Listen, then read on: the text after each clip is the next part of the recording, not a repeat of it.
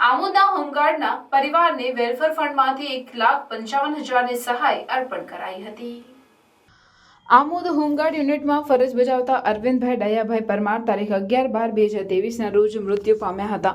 જેથી સ્વર્ગીય અરવિંદભાઈના ધર્મપત્ની મંજુલાબેનને ગુજરાત હોમગાર્ડ્સ દળ વડી કચેરી અમદાવાદ તરફથી તેમના વેલફેર ફંડમાંથી ₹1,55,000ની સહાયનો ચેક આમોદ યુનિટ કચેરીના ઓફિસર કમાન્ડિંગ યોગેન્દ્રસિંહ પાંજરોલિયા દ્વારા અર્પણ કરવામાં આવ્યો હતો, જેમાં જંબુસર યુનિટના ઓફિસર કમાન્ડિંગ પ્રવીણભાઈ સોલંકી અને પાર્ટ ટાઈમ ક્લાર્ક કેતુરભાઈ જોશીની વહીવટી કામગીરી મદદરૂપ નીવડી હતી। હોમગાર્ડ યુનિટ તરફથી પરિવારને આર્થિક સહાય કરવા બદલ મંજુલાબેનના પરિવારે હોમગાર્ડ યુનિટનો આભાર વ્યક્ત કર્યો હતો।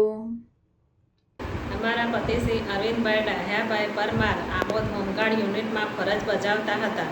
જે તારીખ 11/12/2023ના રોજ મૃત્યુ પામ્યા હતા, જેથી હોમગાર્ડ યુનિટ અમદાવાદ વડી કચેરી તરફથી તેમના વેલફેર ફંડમાંથી ₹1,55,000ની સહાયનો ચેક મને આજ રોજ મને આમોદ